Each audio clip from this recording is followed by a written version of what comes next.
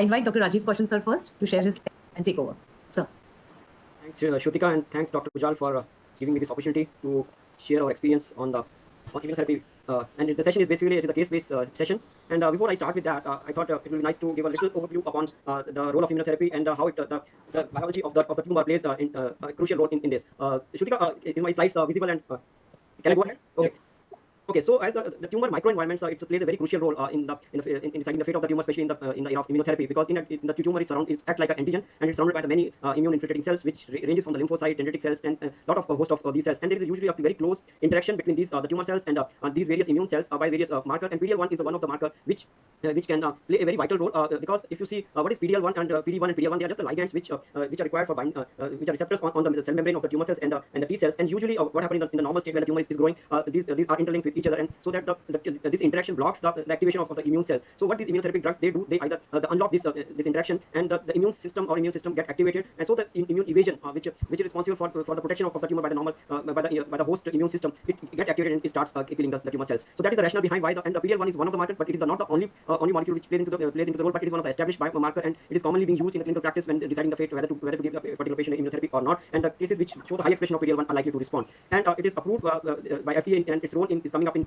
although it started with the melanoma and the lung cancer, but now a lot of tumors, we have many new drugs in addition to pembrolizumab and nivolumab, which was initially used. They are now into the clinical practice both as a monotherapy or in the combination therapy, and Dr. Kumar can illustrate more on that after this session. But at the same time, there are some companion diagnostic assays also. Some of them are mandatory, but some of them are not essential for offering the drug. But by and large, PD-L1 testing is required. But when it comes to the labs for the PD-L1 testing, it is very one of the difficult tests to establish and start in the clinical practice, because it is required for a specific disease where there is a specific drug to be ordered, and you need to do it with a specific antibody on a specific platform, so which becomes very cumbersome for a laboratory to offer these tests. So as if you want a companion diagnostic assay, then you need to fulfill all these criteria, like it has a specific clone for a specific type of cancer, and even the diagnostic criteria are different. So that's why the PD-L1 is little different from other conventional biomarkers. One important thing for the clinician is they can use it for both squamous as and non-squamous histology. There is usually not a black and white answer for PD-L1, because it is the expression which can vary, and the expression is also not restricted only to tumor cells, but also the immune cell expression in immune cells is also counted, and there are some tumors in which it has to be documented. So these are the two clones which are commonly being used. 22C3 by DACO, it is a FDA approved clone for to giving the pembrolizumab, but the Ventana PD-L1, that is SP263, is the one of the common clone which is being used. And why it is being commonly used in India? Because the platforms for the Ventana platforms are more common as compared to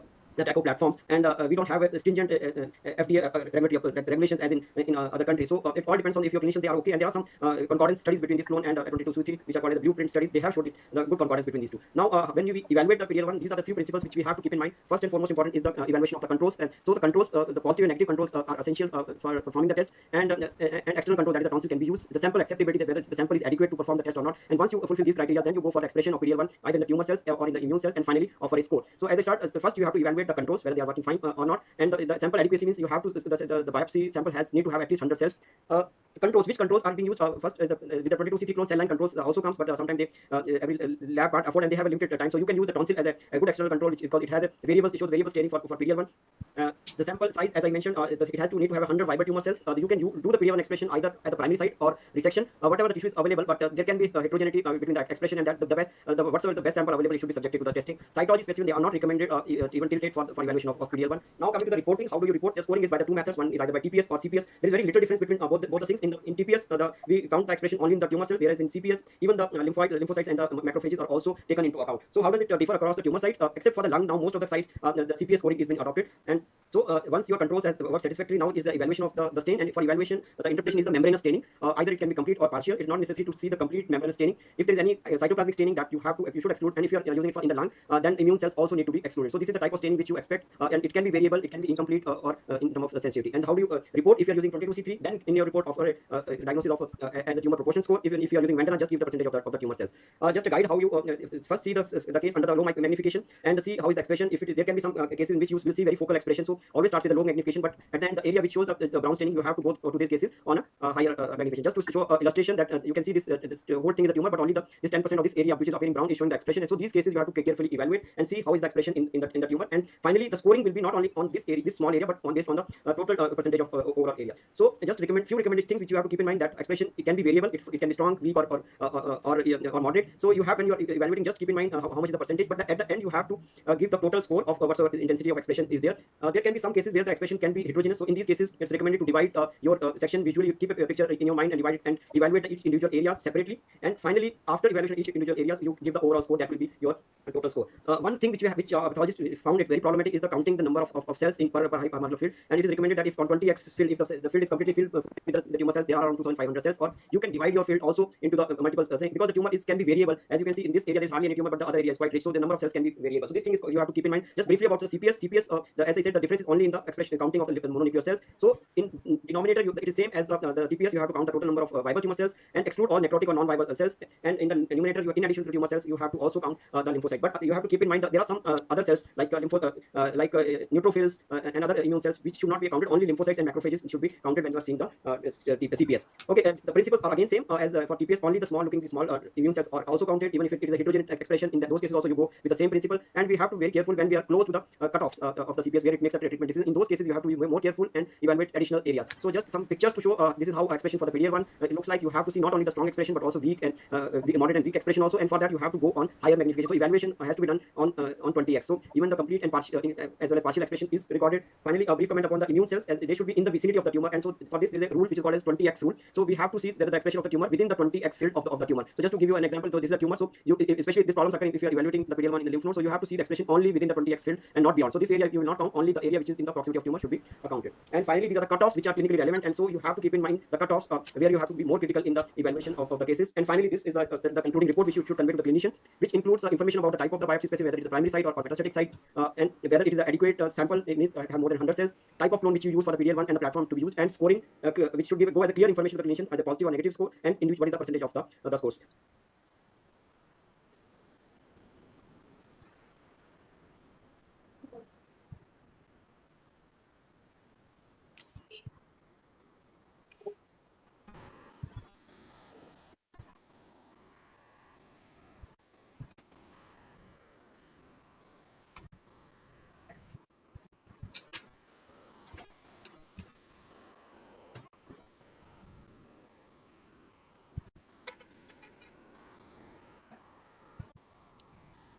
Shrutika, can you hear me? Because I'm getting a message. Sir, no, you were not audible for the last minute.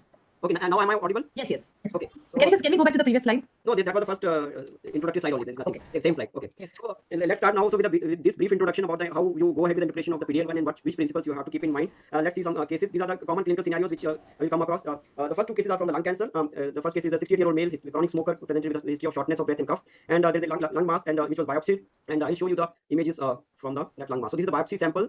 So one of the students can come up and describe this case. Who want to take up this case? I'll explain. Yeah.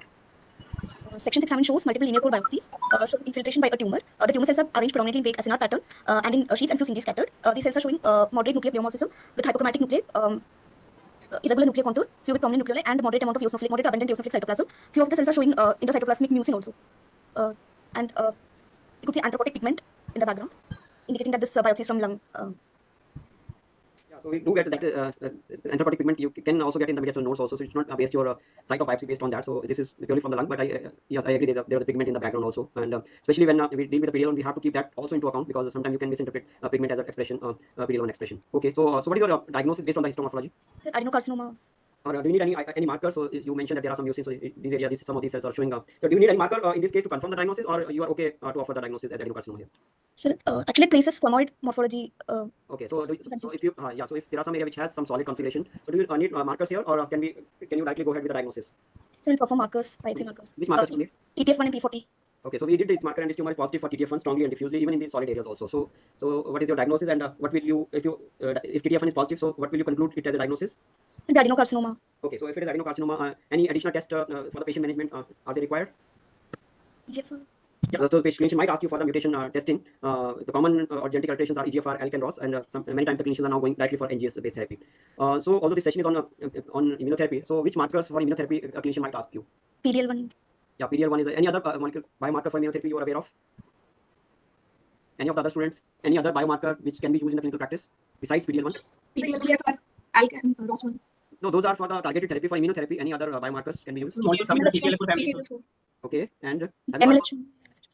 MLH1 means you are talking about MSI markers. MSI markers in case of intestine column. Yeah, so now we are seeing a lung case. So usually in lung cancer, we don't, the role of MSI has not yet that established, but sometimes clinicians do ask for it, but it's not one of the common markers. So tumor mutation burden, so tumor mutation burden is one of the another biomarker which is being used for the immunotherapy disease. So this is a PD-L1 ISC, and what I'm projecting right now, is it tumor? Okay, yeah, tonsil. So why I showed you the tonsil first?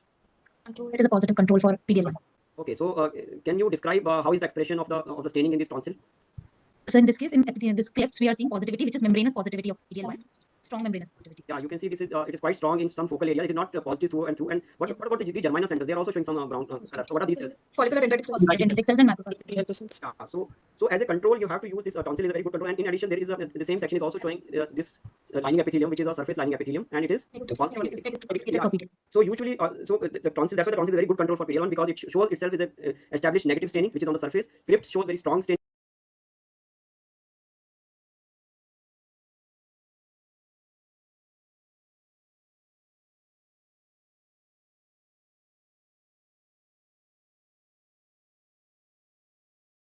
And the dendritic cells, they show the faint staining. So that means you are covering all three spectrums of the staining patterns which you can observe in a clinical case, which is that's why it is very crucial to evaluate all these. So in case you get very strong staining in your dendritic cells, so what does that mean? If your dendritic cells are showing very strong staining, that means there is some issue with your stain, and you might get some false positive PD-L1 expression if your dendritic cells are staining very strongly. Okay, now let's come back to the tumor. And so what is your interpretation on based for this tumor? PD-L1 positive. Why you are calling it as a positive?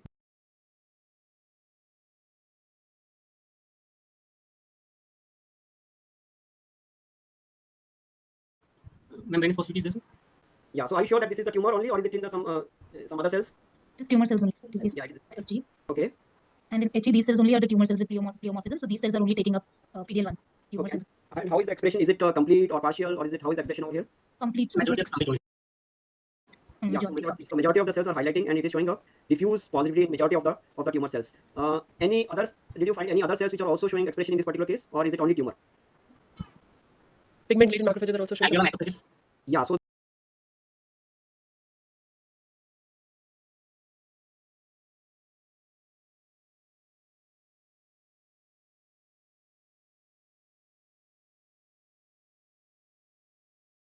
you can see the macrophages, and you might misinterpret them to be positive for PD-L1. Like this is the one cell which I projected over here. This is the macrophage, not the tumor. So they can also show even a very strong expression for the PD-L1. And so how will you conclude this report? So now you feel that this case is positive and the expression is quite strong. So how will you convey it into the report?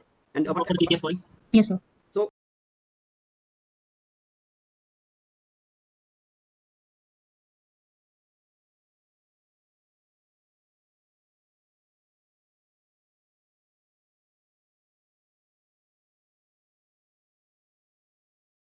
which information you will ask from me before giving a report? So I perform this test for you, and you are interpreting this test. So do you need any information from my end? What is the clone of the Clone and for which drug we are planning for. Yeah, because that has to go into the report of the. So so this is the SP263 clone performed on the Ventana benchmark autoimmune state. So how will you conclude this case for the PD-L1, and what score you will give in this particular case? 50%? PPS score. Yes, score should be given. Yeah, so in this case, it's, almost 70 to 80% of the cells are positive. So it is barely above the cutoff positivity of 50%. You know who is speaking, and your voice is not clear. Okay, and for this case, one thing which you have not asked me before interpreting, you have not asked me for the negative control. So for PD-L1 interpretation, you have to do the negative control with each slide. Okay, because these are predictive biomarkers which are not for the diagnosis but for the treatment decision. So there should not be any non-specific staining in the background. So if you find any non-specific staining in the negative control, you have to repeat the test. Okay, so this was about first case, which was a clear-cut positive case. Let's move to second case. It is a 57-year-old lady with the complaints of cough on and off, and CT scan reveal of approximately 5 centimeter mass, and we have provided you with one HG slide and one ISC slide for PD-L1. So this is the other case. One of you can come up and describe this vision. Yeah, please go ahead. Section study shows multiple linear tissue coats with tumor cells arranged in nests and sheets. These cells are large polygonal, have moderate pleomorphism, hyperchromatic nucleus, and moderate to abundant amount of cytoplasm. Keratin pearl formation is also seen, and background shows carbon-laden macrophages. So according to me, it is promising. Yeah, so in this case, it is rich in the carbon-laden macrophages. Although this is a female patient, and so maybe due to the dust, it's not only due to the smoking you will get the carbon-laden, but in our environment, there's a lot of dust. That's why we get a pigment. And in this case, do we need any ISCs in this case? So we can use again CPS1. Okay, yeah, but in this case, it is not mandatory. Because we know it responds. Yeah, because there is Randomization is this. This is recording noise, Rajiv. it is not from my end, it is from the other end. Yeah, I know that. Somebody, please, students, make sure that you're not talking to each other or some guests in your room, please. Thank you. Rajiv, over to you. Yeah. So in this particular case, even if you don't do any diagnostic markers, that is also fair enough. And let's go to the PDL1 in this case. So what is the impression on the low magnification of on this case? We can see some staining, but it's mostly in the areas of the pigment-laden macrophages and not in the tumor area. So it looks like it's negative. Yeah. So you can see some staining or some brown staining, but majority, as you mentioned, it is around the Not from around the pigmented macrophages. There are some areas over like here. So you think it is? What will you consider this as a significant or not, or you will ignore It's this? a non-specific staining look. Mostly cytoplasm. Non-specific staining it looks like. It looks more like an artifact due to crushing, or there are some folding artifacts, so it might be because of that. There's You no mentioned, convincing membranous staining. Yeah, so membranous staining you will see only when you interpret, that is only in the tumor cells. But if you start seeing the immune cells, especially in immune cells, the staining will be cytoplasmic. Okay, so so that's why it is very crucial to evaluate which type of cells you are seeing when you are evaluating the PDL1. Like this expression, you can't say this is non-specific. This is the and this area is quite away from the tumor also. So if you see this is the foci which is showing some staining and tumor is far away. So this might be the part of component of the normal native lymphoid response, and normal lymphoid cells can also use some of the some PDL1 expression. So there is another area which over here where also there is some brown color. So what do you think about this area? They're mostly macrophages.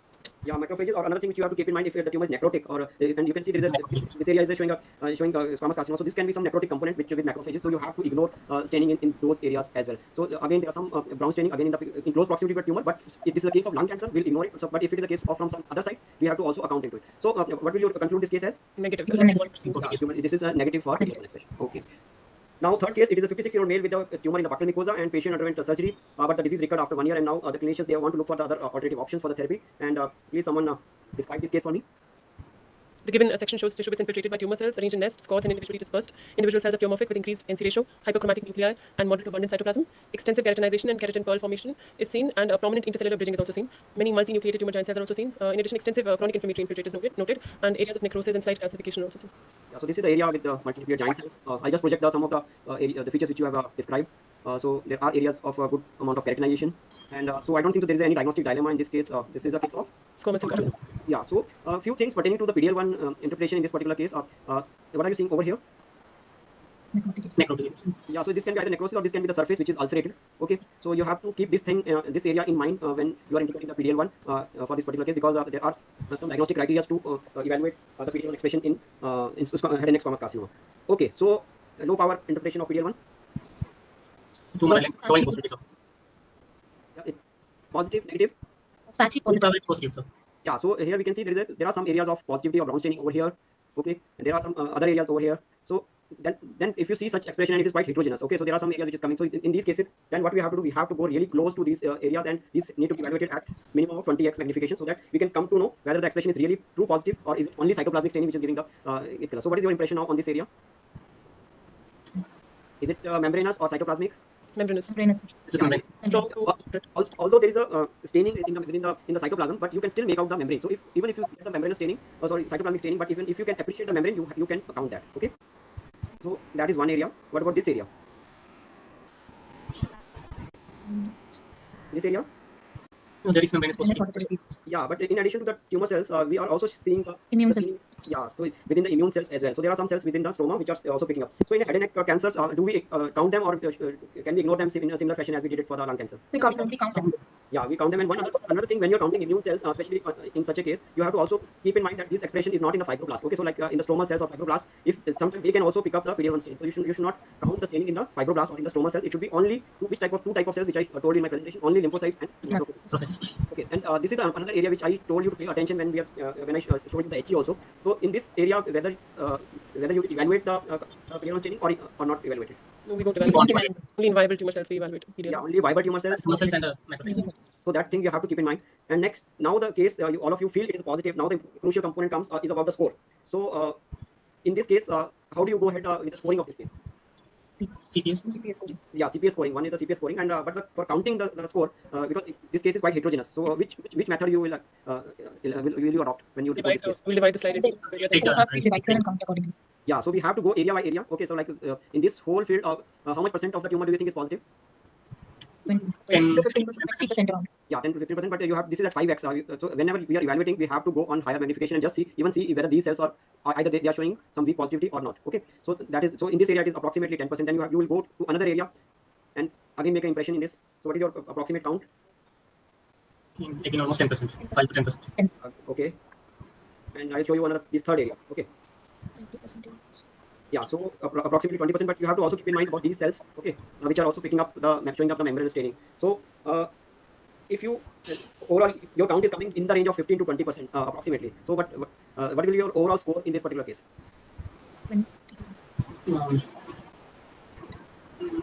15-20%. 30%. Yeah, so in such case you have to be very critical, okay, because the cutoff for the clinician is 20%. Okay, so you have to make your decision very precisely whether is it going beyond 20% or not. So these cases, first two cases were very clear cut positive with more than 50% or clear cut negative, but this case is little more tricky because you have it is very close to the cutoff criteria, and with in these such cases you have to be very critical, and if still in doubt, better to do the period one. So now if you come across this area, so this whole tumor component is positive. So if you see the more areas in such cases, there is a possibility that you might reach the appropriate score, and this case is just above the 20%, and you are quite close to that because it is a relatively challenging case to decide on the exact scoring. So in real life, you might come across such cases which are very close to the cutoff criteria, and where the practice and following the strict guidelines makes a difference. So let's come to the move to the next and the last case, which is a case of Excuse me, sir, I have a doubt. Like Okay. in the previous case, in some areas we have weak positivity. So if we take them, a tumor goes more than 20, we should Yes. include them. Like Yes, that's what I was trying to say. So, Yes. yeah, so like even in these cases, these areas also the expression is weak. So if you can make out the membranes clearly, then you have to take that into account. So that's why this case is more than 20%, not less than 20%. Okay, so in the initial two areas, so now this is the magnification at the I just put it at 20x. So okay, so you have to evaluate the case at this magnification. So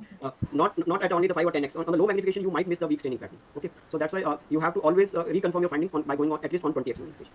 Yeah, so this is the case of colorectal tumors, and in colorectal tumors, which can you someone describe this tumor quickly so that we can finish the cases within next 5 minutes? Yeah. Section shows a colonic wall infiltrated by a tumor arranged in vague glandular pattern and solid sheets. The tumor has a columnar with amphibolic cytoplasm, elongated nuclei, and vesicular chromatin. Numerous mitotic figures are noted. There is glands are showing necrosis, and the tumor is seen reaching up to the muscularis mucosa. So impression is moderately differentiated adenocarcinoma of the colon.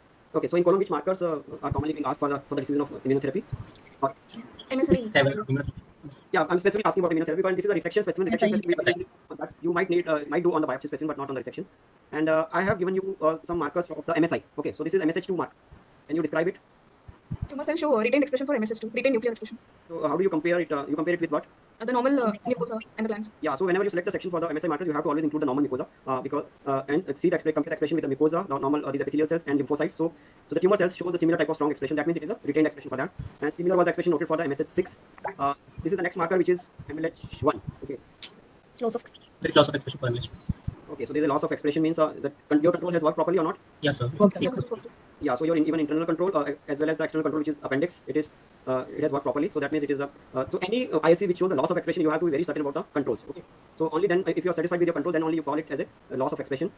It can be seen better in this static image. So the mucosa is positive, but the tumor is negative. Yes. And the next marker is PMS2. Okay, so what is your interpretation based on PMS2? It is retained. There is retained expression of MLH. Retained. Nuclear expression is lost. Yeah, so that's why I purposely gave you this because what type of staining you are saying it here? Cytoplasmic staining. It is cytoplasmic staining, and for MSI we have to see the nuclear expression. So that's why sometimes you can get some false cytoplasmic expression or some, but it is not a true expression. So it is the loss of expression because the tumor cells show only cytoplasmic, no nuclear expression. So and MLH and PMS2 go hand in hand. So what is your overall conclusion based on this? Tumor cells show retained expression for MSS2 and MSH6, while there is loss of expression of MLH1 and PMS2. So this is a deficient MMR. Okay. So what is the clinical implication for this? Lynch syndrome. We have to look for brow fighting. Yeah, that is one thing, but we are now discussing about the therapeutic options and so what are the implication of loss of MSI in colorectal tumors? PD-L1 inhibitors can be used in them or CTLA.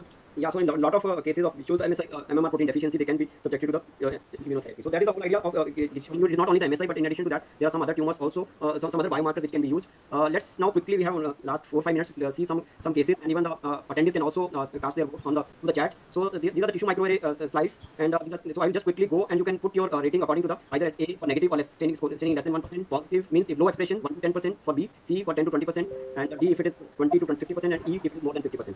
Okay, so let's see these cases. Okay, for this score, what is the opinion of the house, or even what is your opinion among the residents? This is the control tissue, tonsillar control tissue showing some Minimal expression. Based on this, your impression should be only control for PDL1 is satisfactory. Okay, so then let's move to the second core. This is negative. It looks like a cell line negative control. Shrutika, what is the public opinion on this? The responses are slowly coming in. Yeah, it's A. It's mostly A. Okay. Yeah, so if you see critically the tumor is negative, but here we can in this section we can appreciate that these macrophages are nicely picking up the staining. So which you should not get carried away by these macrophages and call it as a low positive expression for PDL1. Okay, and this is another area which here there are some immune cells. Okay, so let's move to third core. Okay, what about this? So this is a very Positive, more than 50%. high positive case. More than And, 50%. yeah, so even in some of the areas, if you see there are some lining epithelium, there is native lining epithelium or the bronchial lining epithelium that is negative, but the tumor is predominantly positive, and these are some of the macrophages within the secretions of the glands which are negative. Okay, so next sections are from some of the cell lines. Okay, so why I showed the cell line, because for 22C3 and it is the cell lines usually comes. There is some disturbance from one of the participants. Can you mute yourself? So this is the cell line, and what will you call this cell line? PD1 in this cell line. Positive. Positives. More than 50% positive. Yeah, so in the cell line, usually if when you are evaluating cell lines, we have to see the exact whether it is really not only the 50% cutoff. So the cell lines are of different intensity. So like this cell line is almost close to the 100% or 90% expression is there. So if because they are known controls, so if even if you see the 60% expression in this cell line, it will not be satisfactory. Shrutika, any feedbacks you are getting from attendees on this? So nothing on this one. Not yet. Yeah. Yeah, okay. We'll just show and discuss with the resident. And so this is another cell line. And so what is your impression on this? Positive, so 25 to 50. No, it is positive, but if you closely look into it, it is almost every second or third cell is showing positivity. So it is around 50 to 60% and positive. And just quickly going to the last few cell lines. What about this case? Negative. Yeah, negative. But if you see very closely, there are few cells which are positive, but overall score will be negative. But there are occasional cells which are really positive. But the overall score will go as negative. And last case of EMA, this looks positive or negative? Negative. Okay, then let's go to some of the cases, actual real cases. The tonsils appear satisfactory or not? Yes, Yes. exactly. Okay, then this first case. Okay, so what do you think as a score? 50%. Positive. Positive, but PDL1 is it's not only positive and negative. You have to give the score also. Okay, always you have to Three, follow the if you're using TPS around score 3, so score. TPS score 3, sir, 3 or 4? 3. TPS score 3 means that only 3% of the tumor cells are showing. Oh, okay. Matlab, More than, I'm more than more than 50%. You know? More than More than 50%, 50%, 70 to 80, yeah, 70 to 80% of the cells. So it is not the intensity which we are worried about. And in this case, there is a heterogeneous expression also. Sir, You can see can I ask you a question, sir, please? yes. Sir, just when you told TPS score 3 means only 3% of the cell is showing. 3% of the tumor cells out of all total viable tumor cells in that area. So if you're saying this, is there any scores are like that 0, 1, 2, 3, depending upon the percentage of tumor cells showing positivity? No. It is not for the intensity of staining. It is not. It doesn't matter. Even if you see clearly, like these areas are quite strong, showing strong expression. But at the same time, in this tumor, there are few areas which might show you the weak expression. So it is the total expression, not the intensity, which matters. Okay, thanks. Okay. So the third core, positive or negative? Negative. Negative. Yeah. Here also the expression is seen only in the few of the immune cells. Like Immune cells. yeah, tumor cell is negative. Let's go to the last slide. And in this case, the expression is it positive, negative, and if positive, what is the expression? Basically, cytoplasm. It is showing both cytoplasmic as well as some Membranous. incomplete membranous. So we have to account that also into the scoring. And if you see the overall, it's such type of staining. So it is not as strong or crisp as in the first case, but there is an incomplete broken membrane-like staining, and it is also in approximately 30 to 40% of the cells which are giving such type of stain. You can go back. The cases are available online and see them again. Case. Positive or negative? Negative. Negative. Negative, sir. No. So if that's not, if you were calling any case as negative, you have to go on higher magnification. Now you can appreciate there are some positive cells. Yes or no? Yes, sir. Yes. So don't jump into a negative staining, because even the 1% is also matters to the clinician, especially in the second line. So if you see these areas now on 20x, there are good number of cells which are positive. Okay, let's go to the last case, and after that I will hand over to the Dr. Kumar for his comments. Okay, this case. Positive.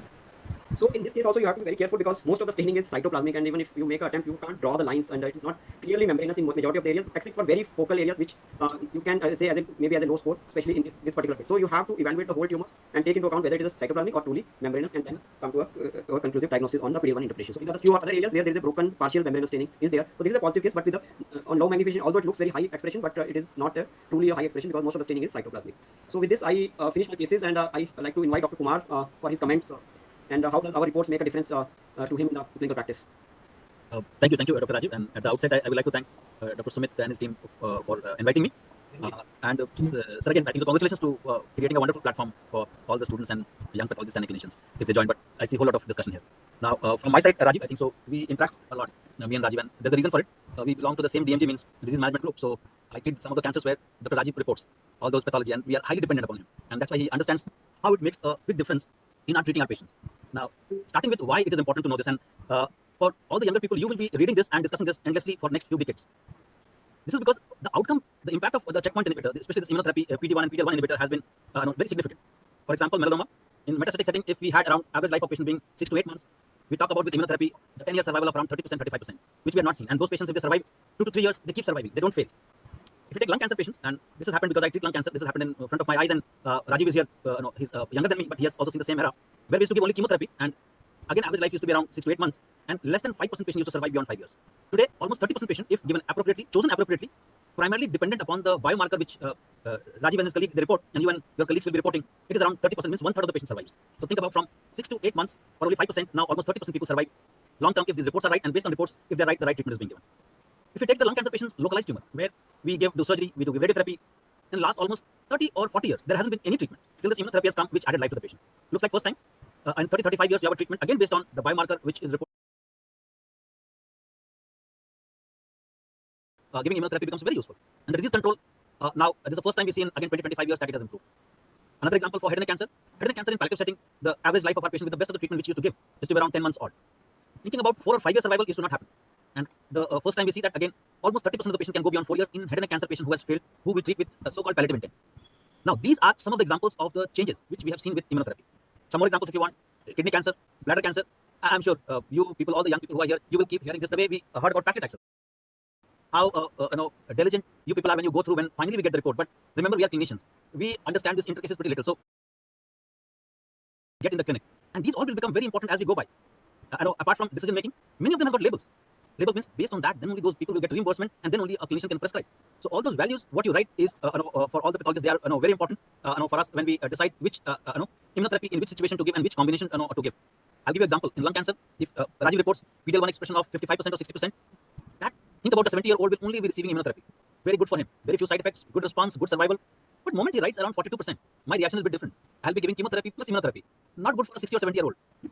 So that small differences, they are very important for us because we understand the report, but we don't understand the intricacies which the way Rajiv went about slide by slide and dissected it so well. And I also learned so many of things what he does in the in the lab, and then how we get the report. So again, from my side, a whole lot of clinical development has happened in immunotherapy. I won't get into detail except that you're looking for an era for next decades to keep hearing about this immunotherapy. When it started, I was also not sure how much it will impact because many of the drug comes, they fizzle out. But looks like these kind of drugs, I won't say these are checkpoint inhibitors, there's a spectrum of it. It looks like it has started changing many of the patients, the tumor biology. Many times they make a little difference. It starts looking at many places and many tumors, it has started making a significant difference. And many places it makes a little difference, and that is where your report for inviting me. And Rajiv, a wonderful lecture. I need to request you to take a lecture in the department also for a clinician. Thanks, Kumar, and thanks, Rajiv, very much. I think there are questions in the audience, but I don't think I can take the questions right now, Rajiv. I hope you understand. Kumar, you too, because we have Gaurav in waiting now. Excellent discussions. So if Rajiv, I would request you to stay back. Kumar, I can't force you to stay back. You have so many other things to do. But I would, if we have any clinical questions, we'll ask you on the phone and we'll tell the students answers. But I would take your liberties to invite now Gaurav. Gaurav Narula. Gaurav is a dear friend and he is a pediatric hemato-oncologist. And over to Sindra and Shrutika. I think over to Gaurav. Gaurav, you can share your screen. And over to you. You are muted, Gaurav. You're still muted, Gaurav. Can't hear you, Gaurav.